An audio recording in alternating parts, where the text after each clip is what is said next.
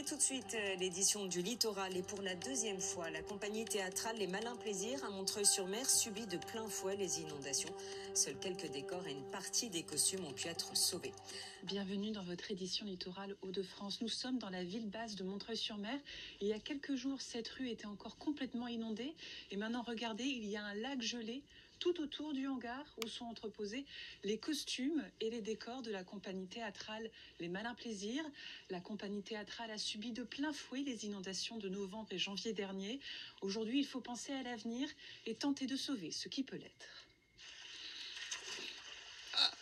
Il va falloir faire preuve de patience. L'eau et maintenant le gel bloquent complètement l'accès au hangar où sont stockés encore la majorité du décor et des costumes. On a pu sauver les costumes, qui était vraiment la priorité, ce qui est vraiment le plus fragile dans l'eau, en traversant cette cour avec les combinaisons de plongée, parce que la température le permettait à l'époque. Avec la glace, c'est moins facile, et même ouvrir les portes, c'est compliqué, voire impossible. En novembre dernier, il fallait prendre la barque pour récupérer le matériel, pour les 3/4 hors d'usage. Oui, alors ça c'est le médecin malgré lui, il est mort. Certains éléments de décor ont été séchés, mais avec la crue du début d'année, retour à la case départ pour la compagnie. Il y a 35 ans de travail et d'accumulation de biens qui disparaissent, donc ça, forcément l'équipe est touchée. Tout ce qui est électrique, électronique, projecteur, etc., c'est irrécupérable. En revanche, tous les éléments de type scène, podium, on espère pouvoir encore le restaurer. En tout, plus de 300 000 € de pertes et les réparations risquent de coûter cher.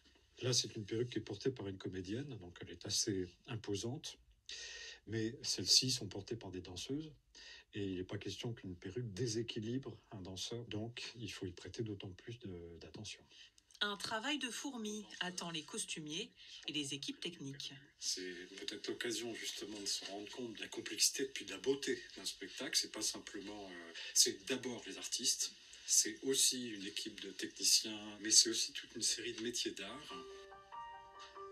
Après 3 représentations annulées en décembre dernier, pas de nouvelles productions en vue.